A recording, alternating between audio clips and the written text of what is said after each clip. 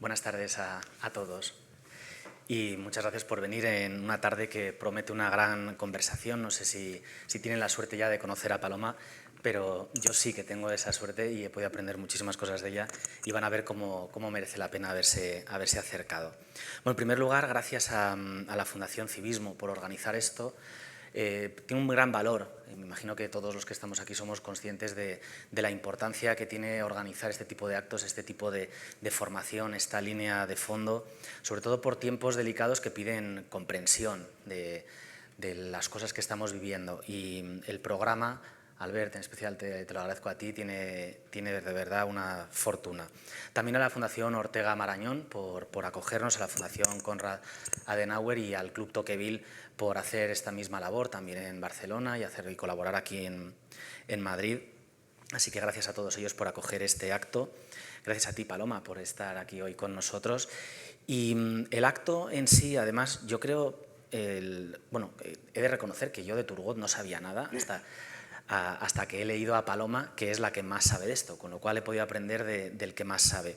Turgot es un personaje del siglo XVIII, pero que tiene una gran actualidad. Es una persona que enuncia, aunque ahora Paloma entrará más a fondo, pero creo que lo que quiero decir en estas palabras iniciales es vincularlo un poco con el presente.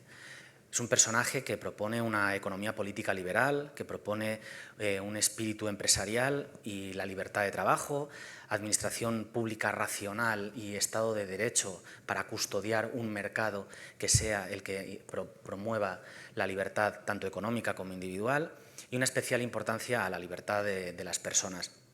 Yo creo que esto casi que podría ser el decálogo de soluciones o el camino de salida para la encrucijada en la que nos encontramos hoy. Esto es lo bueno de estudiar historia de las ideas, es lo bueno de que estos seminarios se propongan y es la claridad que nos permite no caer en la oscuridad de tiempos confusos. O de Paloma he de decir, lo primero, que pertenece a una estirpe, a una genealogía que arraiga en Ortega. Estamos en un sitio hoy y Ortega ahora está siendo testigo allá donde esté de que una de sus discípulas está aquí, porque Ortega tenía un discípulo que era Luis Díaz del Corral, Luis Díaz del Corral tenía un discípulo que era Dalmacio Negro y Dalmacio Negro tuvo una gran discípula que es Paloma. El currículum de Paloma voy a comentarlo para que seamos conscientes de la suerte que tenemos de tenerla hoy con nosotros. Le da muchísima vergüenza, pero lo siento de decirlo. Paloma de la Nuez es doctora en Ciencias Políticas y Sociología por la Universidad Complutense, con premio extraordinario. Durante varios años fue profesora en la Facultad de Ciencias Políticas y Sociología de la Universidad Complutense y en la Universidad San Pablo CEU de Madrid, hasta su incorporación a la Rey Juan Carlos, que es donde está ahora. En estas dos áreas académicas se ha especializado en el pensamiento ilustrado y liberal, señaladamente en el pensamiento de Turgot, de Lord Acton, de Hayek y de Judith Sklar. Yo he disfrutado muchísimo leyendo y escuchando a Paloma, en concreto sobre Judith Sklar. Les animo a que si pueden también lo hagan. Además de ha editado, traducido, escrito muchísimos artículos, capítulos de libros y monografías. Y respecto a Turgot he de decir que es la que más sabe, casi de las únicas que sabe de él, pero es que además sabe muchísimo. Si uno busca la bibliografía de Turgot se encuentra que es que casi toda la bibliografía en español es de Paloma. Ha traducido sus cartas sobre la tolerancia y la carta sobre las constituciones americanas que el francés envió al Dr. Price. Ha prologado sus reflexiones sobre la formación y distribución de las riquezas y el elogio de Gournay y ha publicado una monografía sobre el economista ilustrado Turgot, el último ilustrado, así como varios capítulos de libros sobre el francés. O sea que si quieren profundizar un poco más en el tema, aparte del papel que publicará la Fundación Civismo en su web, se pueden aproximar al pensamiento a través de estas monografías. Asimismo se ha sido miembro de varios proyectos de investigación nacionales e internacionales y en la actualidad pertenece al grupo de investigación sobre el derecho y la justicia y es secretaria académica de la revista Eunomia, revista en cultura de la legalidad, así como miembro del equipo coordinador del grupo permanente de teoría política de la Asociación Española de Ciencia Política, AECPA, del Seminario de Ilustración de la Fundación Ortega Marañón, del Consejo Asesor de Humanidades de la Fundación de Centro de Estudios Andaluces y de la Fundación Hay Derecho. Así que ahí es nada, ahora ya somos conscientes de la suerte que tenemos, Paloma, de tenerte con nosotros. Muchas gracias por venir. Bueno, muchísimas gracias, Armando. A mí estas cosas me dan bastante apuro, la verdad, pero muchas gracias. Bueno, también gracias a la Fundación Civismo, al Club Tocqueville, que siempre me han acogido también fenomenal, y por supuesto a la Fundación Ortega. Bueno, yo voy a empezar un poco explicando por qué tiene interés hablar de un ilustrado del siglo XVIII del que muy poca gente sabe algo en España, sobre todo de su pensamiento político y filosófico, porque de su pensamiento económico sí. En la historia del pensamiento económico en España se ha tratado a los fisiócratas, a Turgot, tampoco muchísimo, pero de eso hay más. Pero si tú quieres saber sus ideas políticas, sus ideas sobre la administración, su filosofía de fondo, pues hay muy poquito en español. Bueno, entonces, lo que quería resaltar es por qué de repente tiene interés y por qué parece que ahora se está recuperando su figura, no solo en Europa, sino también fuera de Europa. Entonces, yo creo que hay varios motivos. Uno, porque estamos sufriendo la crisis de la democracia liberal y se están buscando en la rica tradición liberal, que es muy rica y muy heterogénea, pues principios, valores, ideas, programas, estrategias que puedan ayudar pues, a resolver los problemas que tenemos ahora, porque ya veremos cuando hablemos de Turgot que a veces son los mismos problemas o muy parecidos, a pesar de que haya pasado el tiempo que ha pasado. Y luego también porque Turgot es un liberal, ahora veremos, yo digo sensato, moderado, tranquilo, porque no es el prototipo de un neoliberal del siglo XX-XXI, que también he estudiado, sino que es un liberal que cree que es necesario que haya una administración pública racional, eficaz, que sirva al ciudadano y que promueva las condiciones para que se dé la libertad económica y que remueva los obstáculos para esa libertad. Entonces, en absoluto es un partidario de un Estado mínimo o de un anarcocapitalismo o nada por el estilo. Y a mí me parece que hay liberales que no están muy a gusto con el neoliberalismo y que encuentran en Turgot una alternativa, pero no solo en España, sino en general. Y bueno, en Francia también desde hace unas décadas se han recuperado archivos que estaban en manos de la familia que se han publicado online, se han hecho congresos, simposios, se han escrito libros sobre él, etc. Bueno, hasta el punto de que hay algunos autores que consideran que es casi igual que Adam Smith en cuanto a originalidad, profundidad de su pensamiento económico, etc. Entonces, bueno, yo creo que por eso es un autor interesante. Yo lo encontré un poco por casualidad, porque fue que el editor de Unión Editorial, Juan Marcos de la Fuente, iba a hacer un libro sobre la tolerancia y resulta que entre el famoso Tratado de la Tolerancia de Locke y el ensayo de la tolerancia de Voltaire estaban unas cartas sobre la tolerancia de Turgot que yo no conocía. Entonces me dijo, ¿por qué no las traduces y haces una introducción? Y ya me metí con el autor y me encantó. Y por eso he escrito también mucho, porque me interesa. Bueno, os voy a contar un poco su vida, porque también hay que entender las circunstancias que le tocaron vivir, y luego me centraré un poco en sus ideas más importantes, filosóficas y económicas, y sus implicaciones para la actualidad, que yo creo que es lo más interesante. Y me vas diciendo si voy mal de tiempo, porque no sé si he calculado bien. Bueno, Turgot pertenecía a una familia de servidores públicos. Su padre y su abuelo, aristócratas, habían servido como magistrados, funcionarios a la corona francesa, y Turgot eran 3 hermanos y una hermana, y entonces en esta época pues al hermano mayor se le destinaba a la administración, al segundo al ejército y al tercero, que era Turgot, a la iglesia. Y a la mujer la casaron con 26 años con un señor de 78. Ese era el destino de la hermana. Bueno, el caso es que él, pues como le han destinado a la iglesia, pues estudia en la Sorbona, recibe una educación bastante liberal y abierta para la época por parte de los jesuitas, pero no tiene vocación. Entonces lo pasa mal porque su padre quiere que haga esa carrera, pero él piensa que no puede ser hipócrita y que tiene que ser fiel a sus sentimientos. Entonces deja la carrera eclesiástica y hace como su padre y antes su abuelo, comprar un cargo, porque en esta época se compraban, la famosa venalidad de los cargos, para ser magistrado al servicio de la corona. Entonces, bueno, pues es en ese momento un funcionario, como digo, al servicio del rey de Francia, y va haciendo su carrera administrativa, tiene buena fama de persona honrada, siempre que se habla de sus rasgos personales sale la honestidad. Y con mucho afán de servicio público, una persona inteligente, y entonces le acaban nombrando intendente de Limoges. Y allí estuvo 13 años, que era una de las zonas más pobres de Francia, pero había hambrunas, que pensad en el siglo XVIII, que Francia es uno de los países más ricos de Europa, todavía hay hambrunas en mitad del siglo. Y los campesinos abandonan a sus hijos en las puertas de las iglesias porque no pueden ocuparse de ellos, y todo eso lo ve Turgot. Y entonces también los años que estuvo de intendente, pues intenta hacer reformas, se da cuenta, yo creo, de la realidad de Francia, que luego comentaremos, todos los privilegios que hay de los aristócratas de la Iglesia, todos los abusos, la corrupción, la pobreza enorme de los campesinos, las jurisdicciones complicadísimas, heterogéneas que hay en todas partes, que la justicia es un desastre, caótica, secreta en muchas ocasiones. Bueno, ahí ve un poco todas las dificultades del antiguo régimen francés y las necesidades de reforma. Y eso también le da fama de buen administrador, de amigo del pueblo, etc. Y por esa fama, cuando Luis XVI llega al trono, le proponen a Turgot como ministro.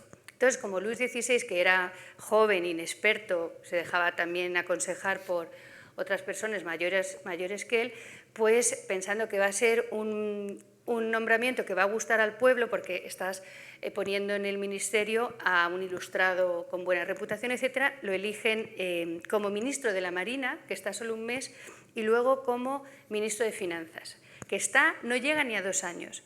Entonces, es por lo que ha pasado también a la historia, como controlador general del reino. Entonces, da un poco de tristeza porque Turgot tiene en la cabeza todas las reformas que hacen falta en Francia para evitar la revolución, porque él fue bastante profético. Él tiene una carta al rey en la que le dice: Sire, recuerde que la debilidad llevó a Carlos I de Inglaterra al patíbulo, o sea, tal cual.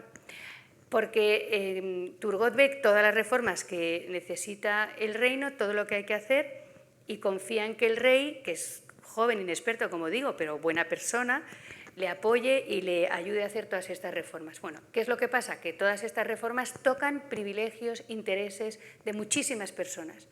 Por ejemplo, de la corte, porque él quiere reducir los gastos de la corte. Es que la corte, por ejemplo, María Antonieta, los gastos eran descomunales, pero era para pagar deudas de juego, de cartas, por ejemplo, o cosas por el estilo. Entonces, claro, Turgot, que ha visto, y se lo dice al rey, dice, si hubiera usted cómo se alimentan los pobres campesinos en sus tierras, pues no permitiría esto, pagar estas cantidades por deudas de juego, por ejemplo. Entonces, la corte ya totalmente en contra. La Iglesia tampoco le gusta a Turgot porque Turgot había escrito las cartas sobre la tolerancia y porque, como decía uno, le dijo al rey, Turgot no va a misa. Entonces eso ya tampoco gustaba.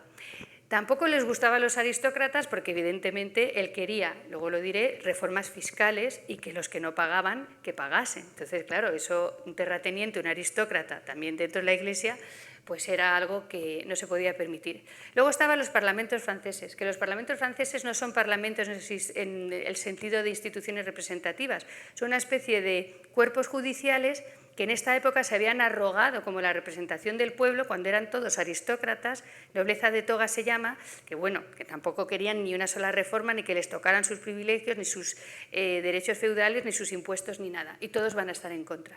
Por si fuera poco, luego los financieros. Los financieros eran unas personas que habían comprado o alquilado, mejor dicho, al Estado la recaudación de los impuestos indirectos. O sea, le daban un dinero al Estado y ellos recaudaban los impuestos. Era todo con un secretismo total, la gente no sabía qué reglamentos había para pagar y no pagar, había muchísimos abusos y corrupción. Y como él quería acabar con este sistema absurdo, caótico, corrupto, pues también los tenía enfrente.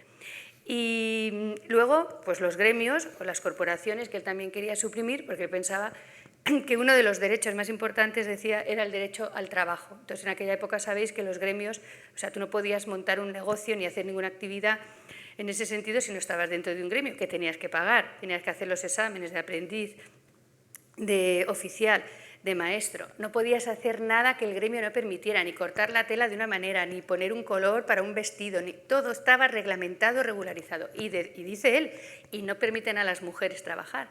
Entonces quiere romper también con ese sistema. ¿Y qué pasa? Pues claro, los gremios, pues también en contra de Turgot. Y creo que no me dejo a nadie más, no sé, porque también a veces el pueblo no entendía las reformas que quería hacer Turgot. Por ejemplo, liberar el comercio de grano, porque él pensaba que una de las razones por las que había hambruna era porque el comercio de grano estaba controlado y reglamentado y no se dejaba a los propietarios del grano venderlo al precio que quisieran. No había libertad para comprar, para importar, para exportar, estaba todo reglamentado y eso él creía que era lo que provocaba las hambrunas. Pero claro, el pueblo eso no lo entiende, porque además una de las cosas que sucedió, y él sabía que iban a pasar, es que cuando intenta que haya libertad de grano en el interior, en el exterior ni se lo planteó, suben los precios. Y entonces, claro, el pueblo ve que la liberalización lo que trae es subida de los precios. Entonces, Turgot pensaba, bueno, subirán al principio y cuando otros vean que el precio está alto, entonces también ellos intentarán vender y entonces la competencia y la libertad hará que se encuentre un precio equilibrado y que haya mucha más cantidad de trigo que en el sistema que existía entonces. Pero eso tampoco lo entendía el pueblo. Con lo cual, con todas estas oposiciones, pues que era imposible que le salieran bien las reformas, porque las reformas eran de hondo calado, era de reformas económicas sobre todo, pero también políticas, también en cuanto a la educación, también en cuanto a la religión. Entonces, claro, tuvo a todo el mundo enfrente. Y ya lo último, que es lo que hizo que lo echaran rápido del ministerio, es que empieza la independencia de las colonias americanas. Y él estaba totalmente en contra de que Francia apoyara a los colonos contra Inglaterra, porque decía, no tenemos la marina preparada, no tenemos un ejército adecuado, esto va a ser un despilfarro de dinero. La monarquía estaba siempre al borde de la bancarrota, endeudadísima. Como nos metamos aquí, se acabó. Pues no consiguió convencer tampoco al rey y a sus ministros y entraron, como sabemos, en la guerra de la independencia a favor de los americanos. Entonces, bueno, pues ya el rey lo abandonó, que eso también se queja mucho él de que el rey lo despidió, pero ni siquiera personalmente, no contestó nunca las cartas que él le escribió. Y bueno, los historiadores dicen que era un rey joven, inexperto, que no tenía fuerza de carácter, que veía toda esta oposición a Turgot y no pudo contra todo esto. En fin, esto en cuanto a su vida. Diré que siendo joven estudiante en la Sorbona para ser sacerdote, pues ya hizo los dos famosos discursos sobre el progreso del espíritu humano y sobre la contribución del cristianismo al progreso, que son piezas muy conocidas, y era jovencísimo cuando las redactó. Pero bueno, ahí se ve, luego hablaremos de eso, la confianza en el progreso, en la libertad, el optimismo ilustrado. Al final, a pesar de todos los obstáculos, tendremos un progreso del conocimiento, la moral, etc. Y luego escribió las famosas reflexiones sobre la formación y distribución de la riqueza, 10 años antes que la obra de Adam Smith, y entonces aquí también hay una polémica entre los historiadores del pensamiento económico, quién fue el primero, quién es más original, se conocieron, se escribieron, bueno, se conocieron porque Adam Smith estuvo en París y conoció a Turgot y lo admiró mucho, y a los fisiócratas, pero no se cartearon, parece que no hay ningún rastro de cartas entre los dos. Y además esas reflexiones las hizo siendo intendente en el Lemosín para dos jóvenes chinos que estudiaban con los jesuitas, y es un esbozo, ni siquiera es una cosa realmente terminada. Y era para que ellos se lo llevaran a China y difundieran las ideas económicas de Francia en ese momento. Y es también una obra importantísima. Y luego tiene, entre otras muchas obras, las famosas cartas que escribió al intendente Teguet, que era al controlador general, que era cuando él estaba en el Limosín intentando que le ayudara a hacer las reformas, que le ayudara para reformar el sistema fiscal, etcétera, que se abriera la libertad del comercio de granos, y esas cartas son también una especie como de resumen de sus ideas económicas sobre la libertad. Y luego el famoso elogio de Gournay, que se me había olvidado, que ahí hay ideas incluso precursoras de Hayek, de la Escuela Austríaca de Economía, también muy interesantes. A él a veces se le considera miembro de la fisiocracia, porque evidentemente tenía muchísima relación con Quesnay, con Dupont de Nemours, que era el amigo íntimo, pero él siempre decía, yo no pertenezco a ninguna secta, ni soy de los fisiócratas, ni soy enciclopedista.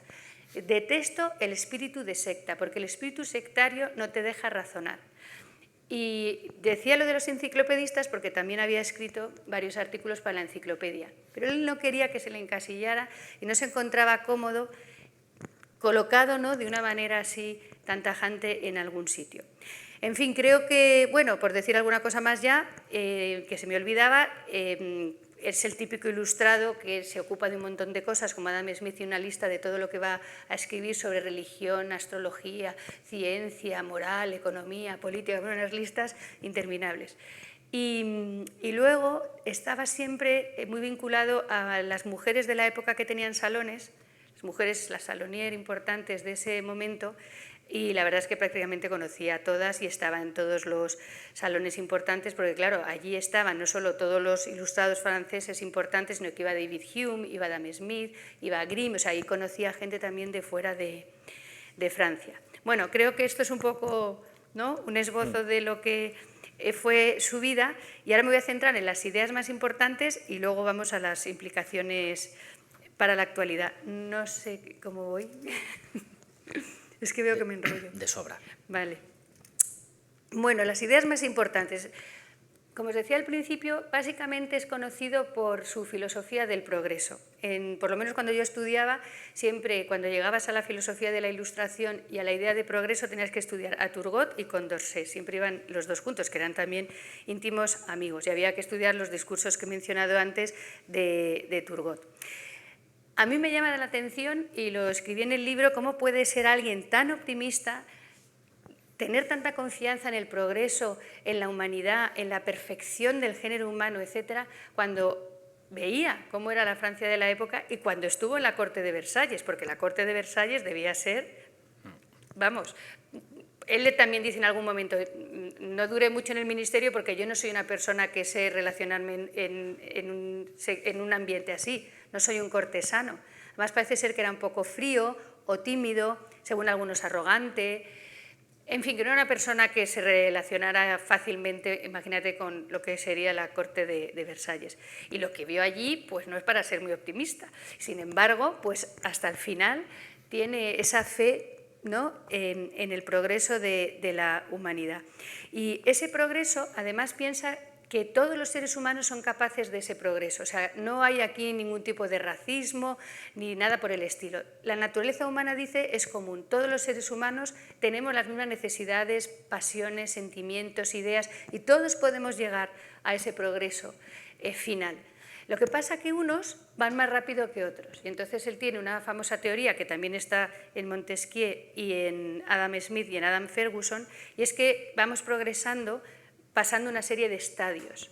Pero toda la humanidad va pasando por esos estadios, pero no todos a la vez. Entonces él dice, hay un estadio que es el de los cazadores recolectores, luego el de los pastores, luego el de los agricultores y luego la sociedad comercial, que es la culminación, ¿no? La sociedad comercial sería la civilización, el último estadio por el que van pasando los seres humanos. Lo que pasa es que, como él dice, vivimos en un momento en el que a la vez puede haber, como él dice, salvajes, así los llamaba, pues los indios de América, los nativos, pues que cazan, no son nómadas, no tienen moneda, no tienen gobierno estable. Luego puedes estar en una situación de pastores o ya de agricultores que empiezan a ser sedentarios, que tienen excedentes, que aparece la propiedad privada, que aparece en las ciudades, o puedes estar ya entrando en el último estadio, que es el de la civilización comercial, que es el que él pensaba que estaba ya empezando en Francia y que había empezado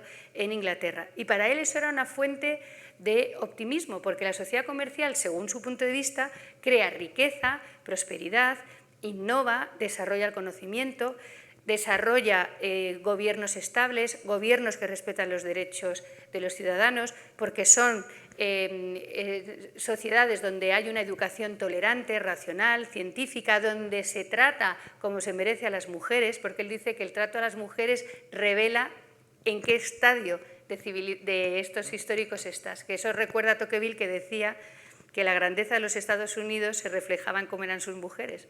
Y Turgot dice algo parecido. Si tú quieres saber si un pueblo es bárbaro o civilizado, mira cómo tratan a las mujeres. Y, por ejemplo, pone el caso de los turcos como sociedad no civilizada, sino bárbara, porque hay harenes, porque hay eunucos, porque considera que las mujeres allí son maltratadas, ¿no?, de alguna manera. Pero todos llegaremos a ese último estadio. Y claro, esto también ha sido muy criticado porque ese último estadio, el modelo en el que él está pensando es el modelo francés y europeo. O sea, hoy se vería eso como algo muy eurocéntrico, ¿no?, y no sería del gusto de ciertos movimientos, porque al final parece ser que ser civilizado es ser europeo y sobre todo francés. Hombre, algo de eso yo creo que sí que hay. Bueno, eso en cuanto al progreso, y decir también que no es que el progreso pase por un plan determinado o que alguien sea consciente de cómo van las cosas, no, porque él dice, progresamos en términos generales, pero hay momentos de retroceso, hay estancamiento, hay veces que hay obstáculos y puede que el progreso esté escondido, o sea, no es una cosa que uno vea quizá como en Hegel o en Comte, ¿no?, una especie ahí de plan predeterminado desde el principio. No, él insiste mucho en que la historia es cambio, que los cambios son muy rápidos, que hay muchísima diversidad, pero al final sí que hay esa confianza en que todo es para bien. Al final llegaremos a ser sabios, buenos y felices, viene a decir, más o menos. Yo creo que ahora estamos totalmente alejados de esa creencia, no sé si para bien o para mal, pero bueno, es la típica creencia de los ilustrados de esta época. Otra de las ideas importantísimas es que ese progreso se basa en las condiciones económicas. Y esto recuerda también al materialismo histórico y a los modos de producción de Marx, porque para que una sociedad progrese es importante que las condiciones económicas o las condiciones materiales o el modo de producción o el modo de subsistencia sea el que tiene que ser. ¿Que cuál es? Pues el que respeta que los individuos persigan su propio interés, que dejes libertad económica, que haya competencia y que el Estado haga lo que tiene que hacer, pero no más. Si se dan esas condiciones, esa confianza otra vez en la libertad, si creas esas condiciones, remueves los obstáculos que impiden que la libertad prospere, entonces habrá progreso. Y del progreso económico, y esto es muy materialista, pero yo también lo veo claro, vendrá todo lo demás. El progreso económico innova, exige nuevas capacidades, exige por lo tanto un cambio de educación, llega a decir incluso que hay que crear las condiciones para que se dé el talento, el ingenio, para que surjan personas, individuos, ¿no?, que sean capaces de hacer cosas nuevas. Él además considera que el progreso básicamente es el progreso del conocimiento. Y esto también me hace pensar una conexión que tiene aquí con Hayek, porque al final Hayek es un poco eso. Al final la confianza en la libertad es porque va a generar progreso del conocimiento. Y entonces hay que dejar mucha libertad para que se prueben cosas, para que se experimente, para que se hagan cosas nuevas. Y eso está en Turgot y está en Hayek. O sea, no hay que tener miedo a la libertad. Deja que la gente se mueva y haga, investigue o produzca o negocie con absoluta libertad. Pero es que Turgot cree que el avance del conocimiento, el progreso del conocimiento, que se debe básicamente a las condiciones económicas, también va a crear un progreso moral. Tú vas a ser mejor, porque en las condiciones materiales de existencia, que diría Marx, hacen que también tú progreses moralmente. Y pone el ejemplo de los campesinos pobres del Limousin, donde él estaba, donde, lo dice así, está escrito en una carta, dice, los campesinos prácticamente, viene a decir así, que lamentan más la muerte de una vaca que la de su mujer o la de su hijo, porque necesitan más a la vaca para sobrevivir. Y entonces dice, no pueden tener sentimientos de amor o de gusto por la vida porque la pobreza les hace incapaces de principios morales. Entonces, para tener unos principios morales tienes que tener unas condiciones económicas mínimas. Entonces, cuando haya progreso económico, cuando deje de haber pobreza, cuando haya libertad, etcétera, también seremos mejores moralmente. Esa es la confianza que tenía. Entonces, pues, todo el progreso es el de la economía, el conocimiento y la moral. Y también el del gobierno, porque los gobiernos también aprenderán, gracias al avance del conocimiento, que la política económica es fundamental, que deben conocer las leyes que rigen el orden natural y espontáneo del mercado, porque él lo ve como un orden natural, espontáneo, con sus leyes, y entonces el buen gobernante tiene que saber y conocer esto para hacer la política económica adecuada. Y eso le llevará también pues, a decir, el gobernante comprenderá qué cosas tiene que hacer el Estado y cuáles no. que eso es lo que ahora quiero ver un poco más despacio, porque el Estado tiene que hacer cosas, no tiene que quedarse sin hacer nada, pero tampoco debe pasarse y hacer más de lo que debería hacer. Bueno, esto resumiendo mucho, pues serían un poco las ideas principales que he sacado para esta charla por cuestiones de tiempo, porque habría más. Pero bueno, yo creo que se entiende bien.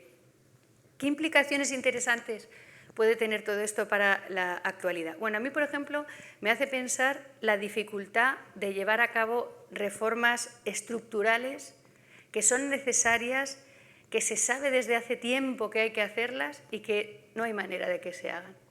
Y eso yo creo que lo vemos también, ¿no? Muchas veces en el caso español.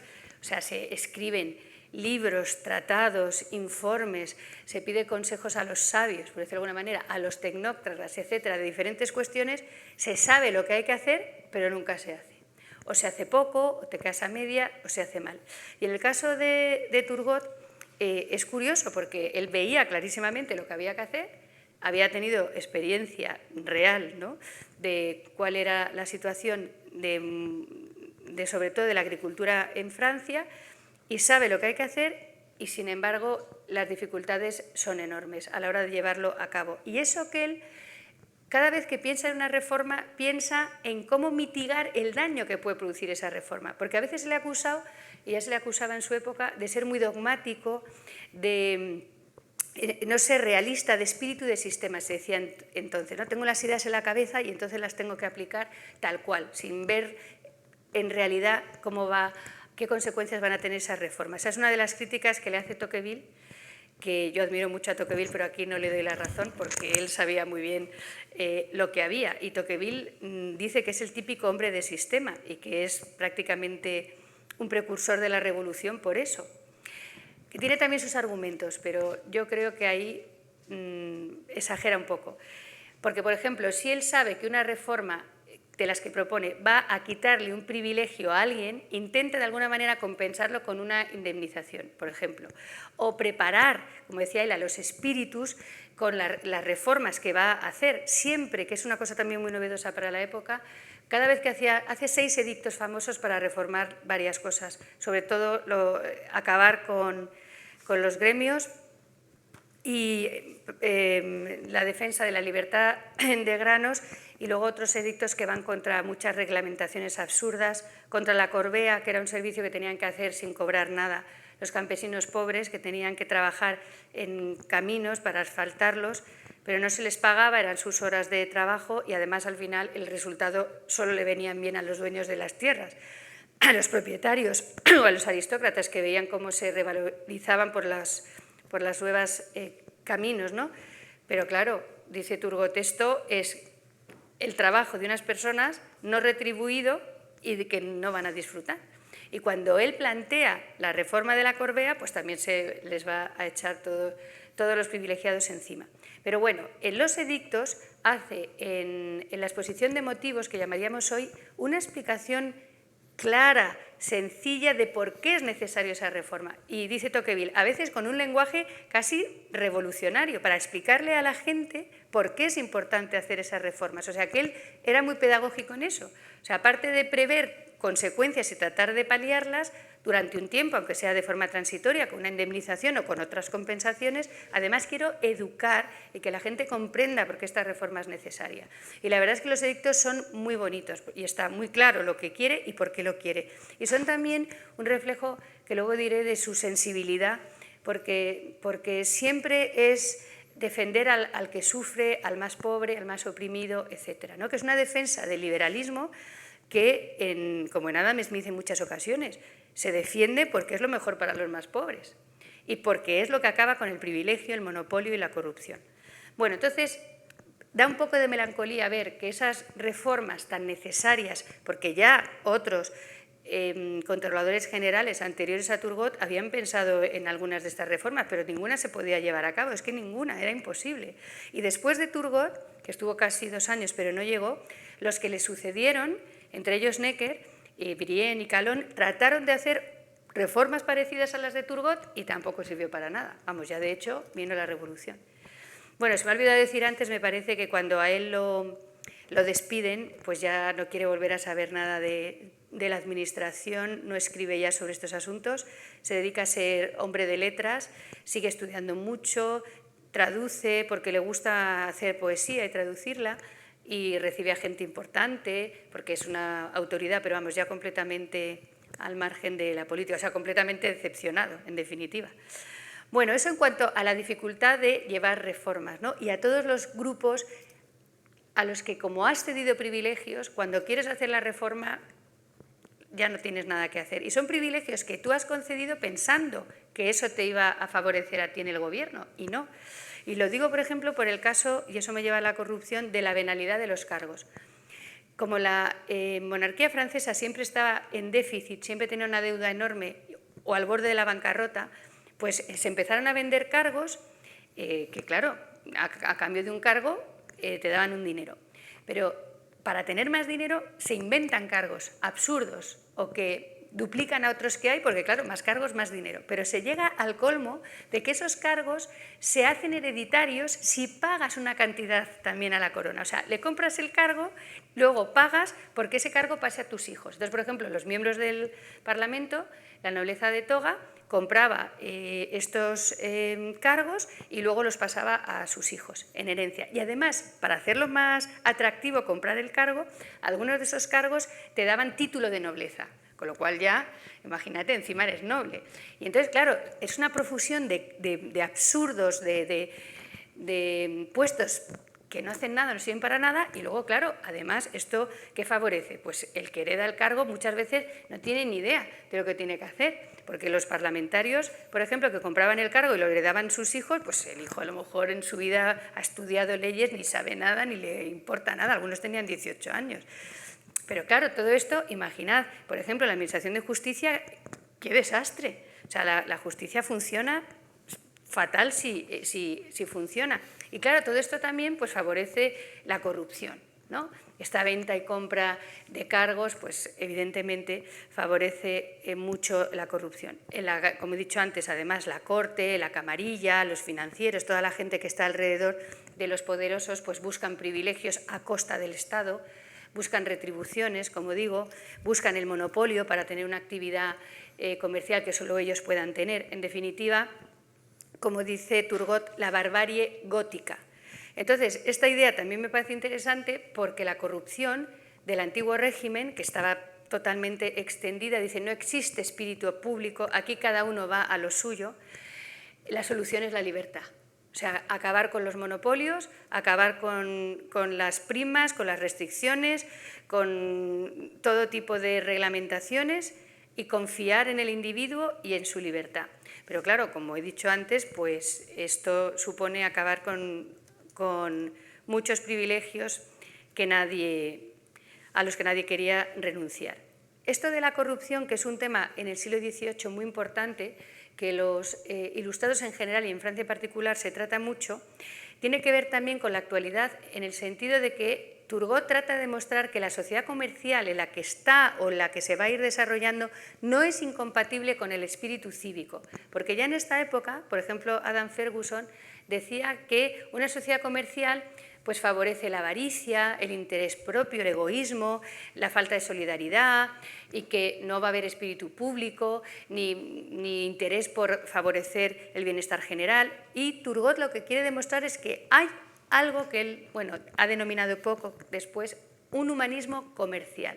Es decir, no es incompatible el capitalismo, diríamos hoy, él diría la sociedad comercial o la libertad económica con el espíritu público. Incluso él dice, esta especie de humanismo comercial tiene sus propias virtudes, que él alaba. O sea, el burgués, que ya en su época empieza a haber empresarios y burgueses, porque ya empieza, como digo, la sociedad comercial, tiene sus propias virtudes. Es gente trabajadora, es gente honesta, es gente austera, por lo general, porque es gente que ahorra, que invierte, y dice, estas son personas que tienen otras virtudes que no son el honor del guerrero del aristócrata, pero que también son virtudes. Y además dice, y además se puede educar cambiando la educación de la época contra la que él está, porque le parece intolerante, fanática, dogmática. Dice, si cambiamos la educación, podemos imbuir de ese espíritu público a estas nuevas personas o esta nueva clase social como la de los empresarios. Y esto también es curioso, y también está en Adam Smith.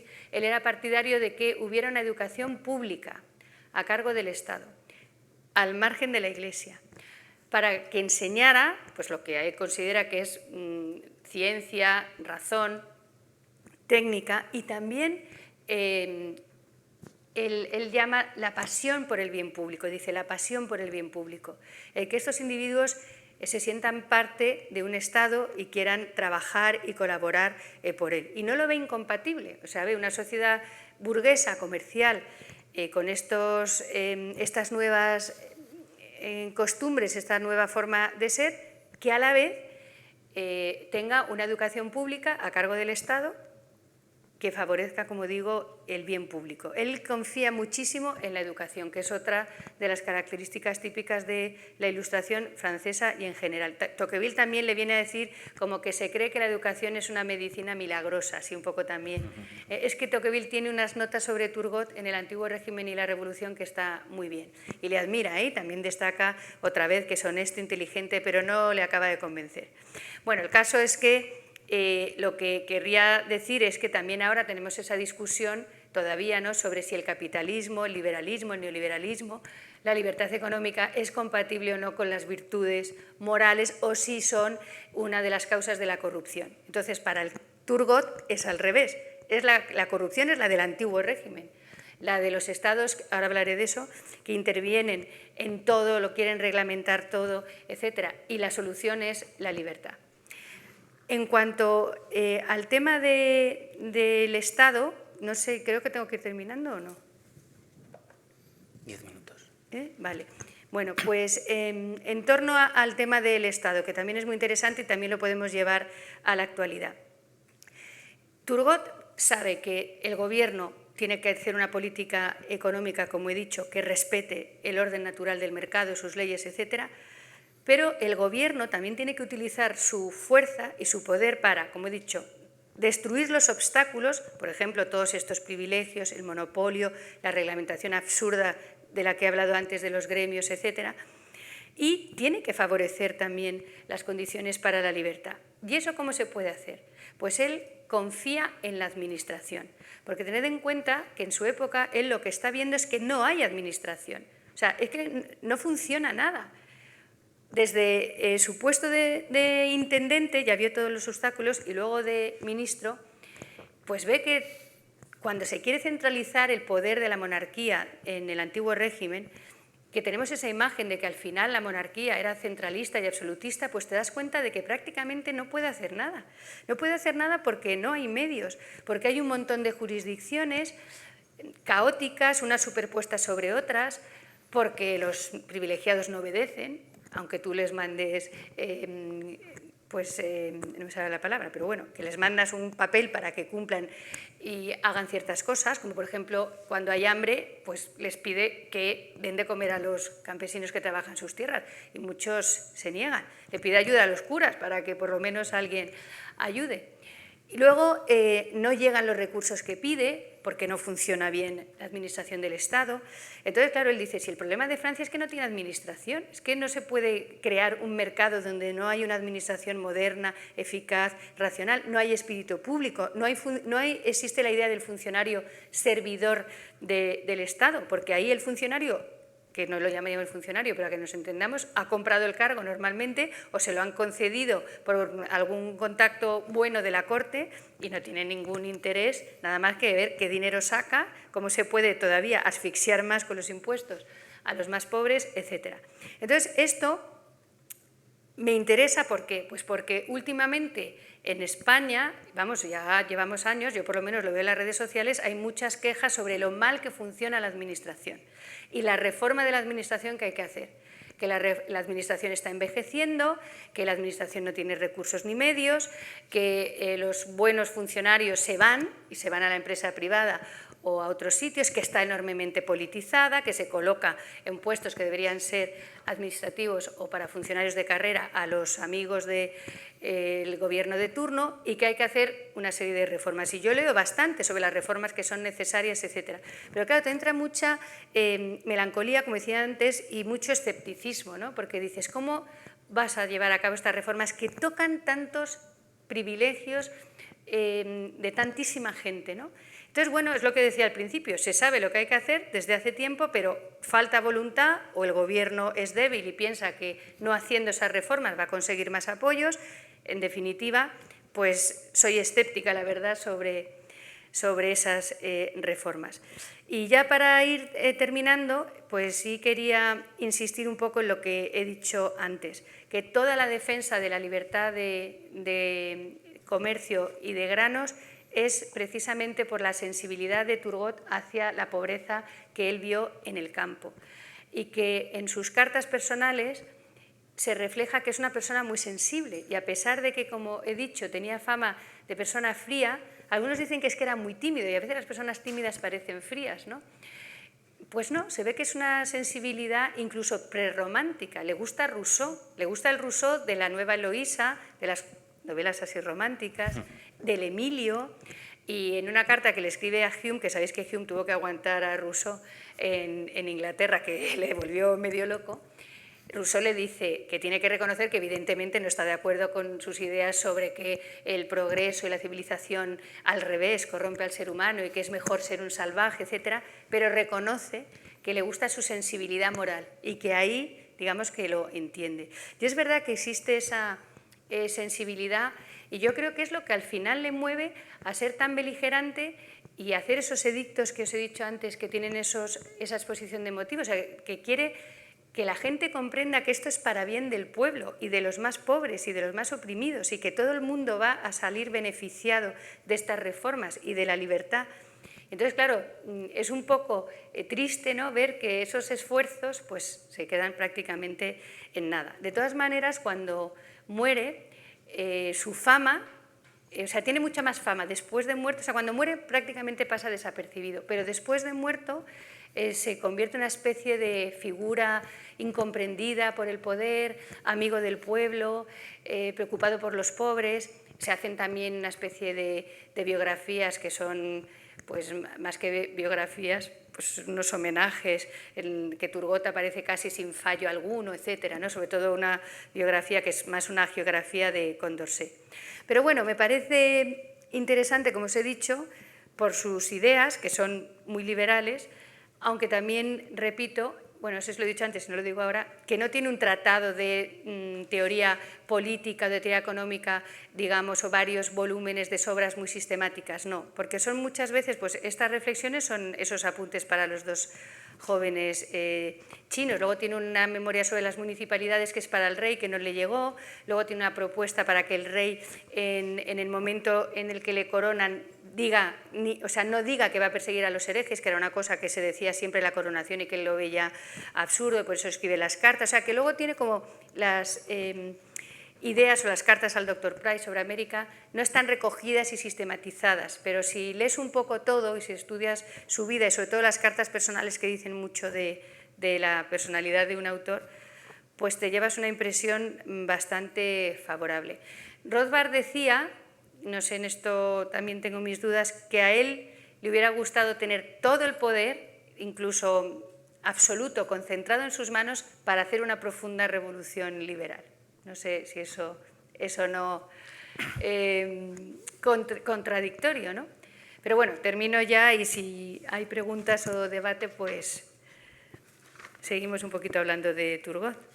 Muy bien, pues seguro que sí. Muchas gracias. Muchísimas gracias a ti, Paloma. Ha sido brillante.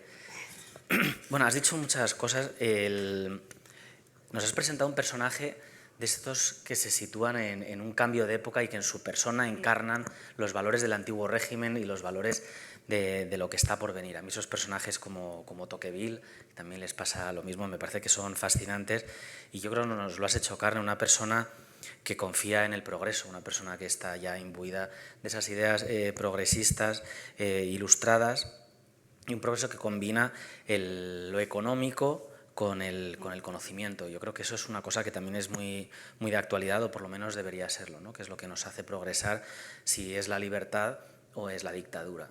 Es el eterno dilema de la modernidad es que es más eficiente en aras al progreso si un gobierno concentrado y fuerte que tome decisiones desde arriba, o una libertad del pueblo y que el pueblo vaya tal. Yo creo que él optaría por lo que has dicho, por lo segundo, que él no sé si aceptaría ese poder que le ofrecerían para hacer la revolución. Yo creo, no sé, por lo que has contado, me parece demasiado contradictorio. Pero vamos, la experta eres tú.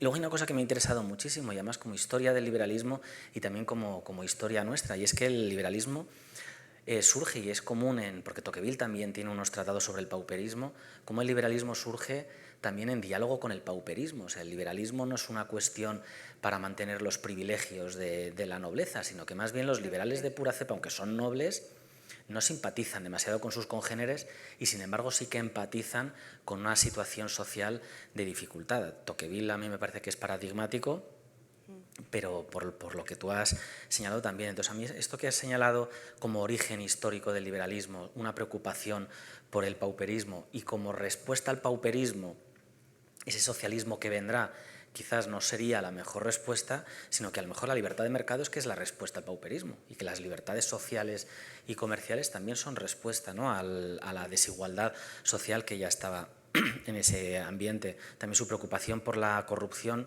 Y otro punto también que a mí me ayuda a entender el liberalismo en este tipo de personajes es que no es una cuestión contra el Estado, sino para qué sirve el Estado y a quién sirve el Estado. Entonces, el Estado como servicio y el Estado como un instrumento imprescindible. Montesquieu es muy claro, dice: una sociedad que no tiene impuestos es una sociedad pobre, una sociedad que pone demasiados impuestos es una sociedad pobre. Nadie quiere una sociedad pobre. No se trata de ni cero impuestos ni de esquilmar al pueblo, pero una administración pública eficiente es necesaria y un Estado en ese sentido también. Pues estas son un poco las notas.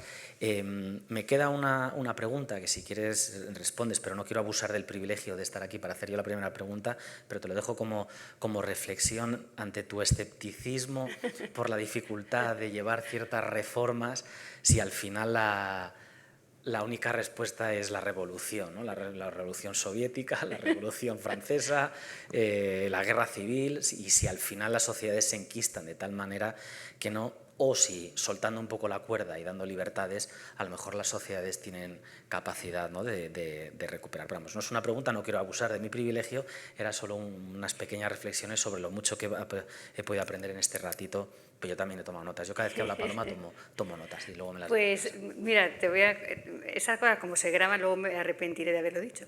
Pero bueno, a mí me pasó, después de ver los esfuerzos infructuosos de Turgot por hacer las reformas, que te conviertes en una revolucionaria.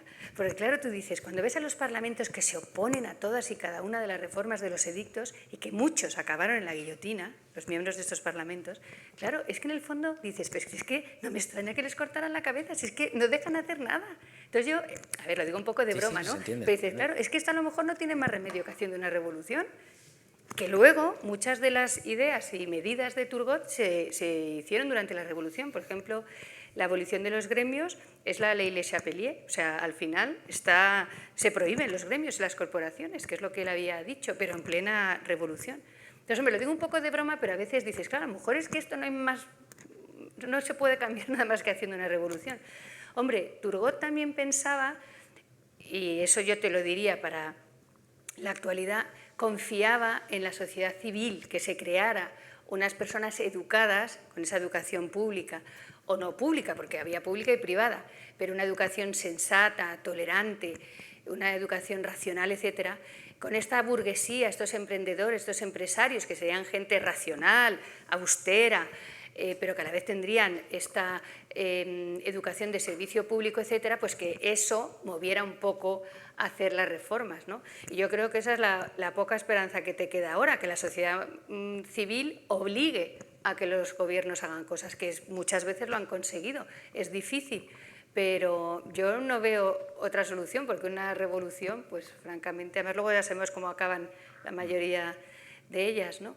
Y luego lo que has dicho de la pobreza, ahora lo digo porque no me ha dado tiempo, él tiene una frase que dice: aliviar el sufrimiento es la labor de todos. Así, no sé si es uno de los edictos. Y Tocqueville dice, otra vez metiéndose con él, que qué frases suelta en los edictos, que qué barbaridad, que parece Babel, que esto ya es casi una cosa increíble, y más en un intendente, dice. pero porque es una persona que ha visto esa pobreza y entonces le mueve hacer las reformas por eso. Y luego, para que veáis pues una anécdota, pero que también es real, en donde él estaba de intendente no se comían patatas, porque las patatas eran alimentos de los animales. Entonces, claro, las patatas, pues evidentemente es un buen alimento. Y entonces él comía patatas para que los demás, los que vivían en la Generalidad, también comieran patatas y dieran ejemplo, porque si no la gente se moría de hambre por no comerse una patata, que era el alimento de un animal. Y luego, esto es más interesante, y esto ha sido criticado por algunos liberales, desde mi punto de vista, es una crítica que no comparto, que durante las hambrunas y las epitoocías, porque son enfermedades del ganado que, claro, destrozaban el campo, etcétera, él tomó medidas, entre comillas, dirigistas, es decir, él pues obliga, como digo, a los propietarios a que alimenten a estas personas, crea una especie de talleres de trabajo, reglamenta muy bien determinadas actividades para que se hagan de una manera como él quiere y pagando o no pagando. O sea, va pensando también cómo ayudar, por ejemplo, creando una especie de asociación de matronas para ayudar en los partos. También intenta movilizar las academias provinciales para que estudien sobre abonos y demás. Y bueno, que son medidas pues, que alguno considera que son la negación del liberalismo. Entonces, yo siempre digo que es que en situaciones excepcionales, pues para eso está el Estado. Si hay una epidemia de ganado brutal en la Generalidad y tú no tienes los medios suficientes, pues se los pides al Estado, en ese caso a la monarquía. O cuando hay una hambruna de ese tipo. Pero son medidas que él dice se toman de forma transitoria en situaciones excepcionales, como en una epidemia, pero luego volvemos a la libertad. Y luego él también dice, advierte que esto está muy bien, pero que ojo con la intervención del Estado cuando se hace permanente, porque acostumbra a los individuos a esperarlo todo del Estado y porque entonces el Estado se comporta como una especie de padre, y lo dice así, donde los individuos son tutorizados como si fueran niños por un adulto. Entonces, él está un poco también avisando y advirtiendo contra una intervención excesiva y no justificada del Estado, pero no niega que el Estado en situaciones excepcionales tenga que intervenir, y a mí eso me parece que no es ningún problema para los liberales de todas las épocas, porque lo vemos en otros autores, incluso en autores neoliberales, ¿no? Pero bueno, que al final estoy de acuerdo contigo en que es la libertad la que saca a la gente de la pobreza.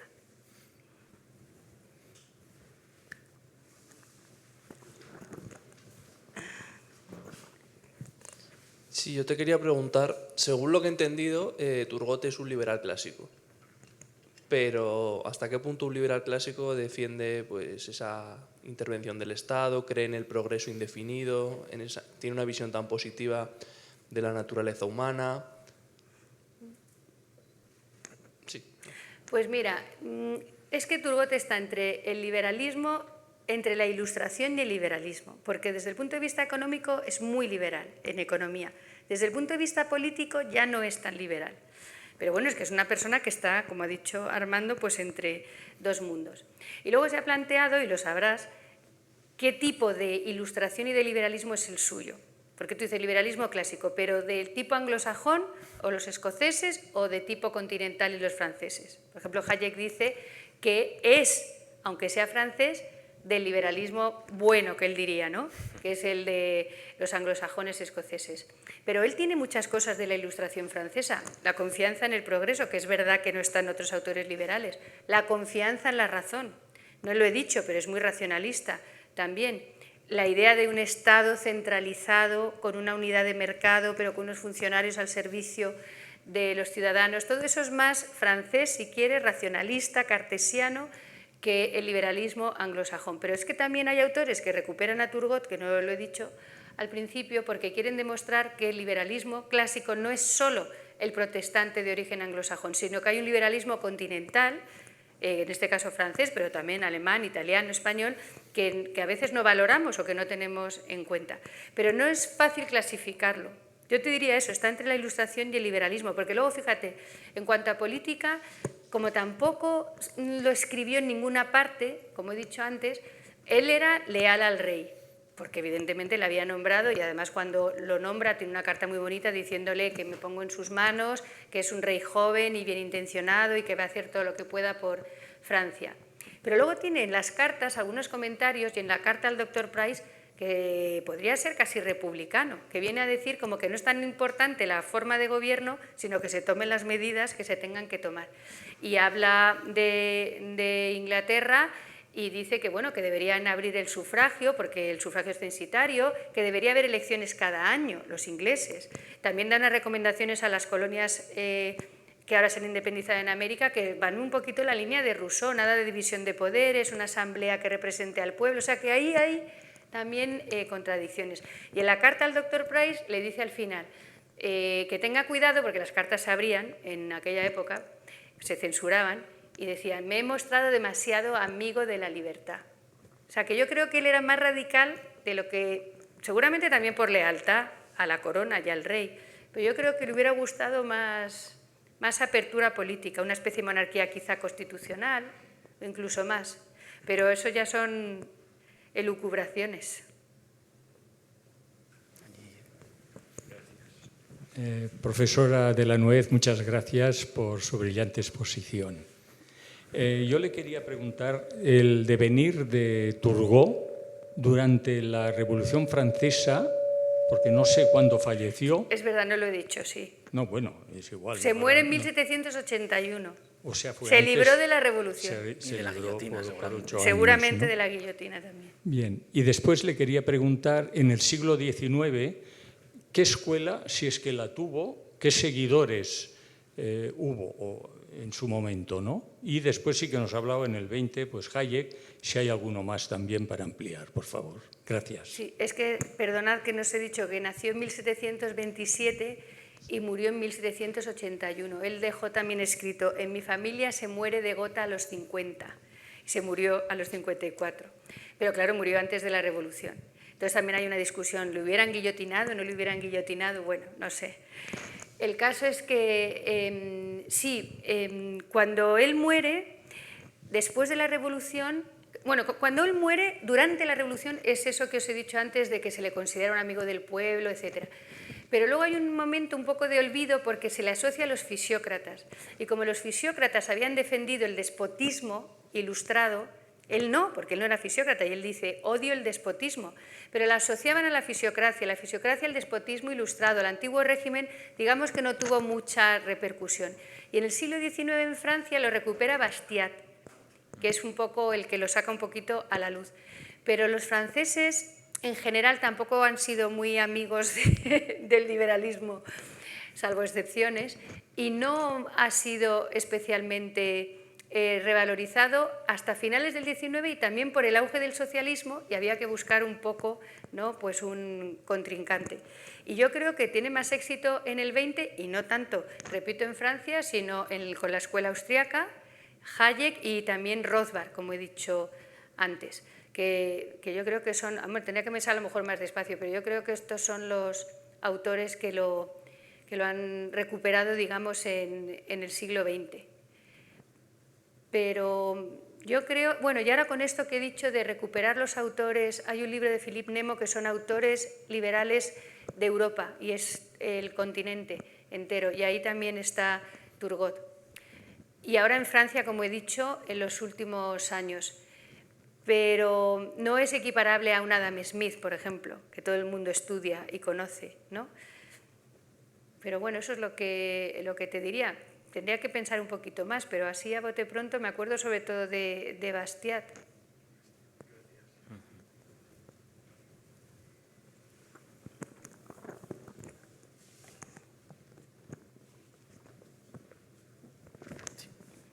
Pues nada, muchísimas gracias, Paloma. Ha sido un gustazo. El papel va a estar publicado, ¿no? Nos avisaréis cuándo. Y podréis leerlo con referencias bibliográficas. Paloma es académica, yo lo he visto, el borrador, y está bien referenciado, con muchas pistas para poder seguir y profundizar en el personaje. Así que nada, Paloma, ha sido un verdadero placer, como Muchas esperábamos, no has defraudado para nada. Gracias a Y los además es anfitriones. encantador, como se puede ver. No, soy alumno de Paloma. Muchas gracias, muchísimas muchísimas gracias. gracias. Gracias.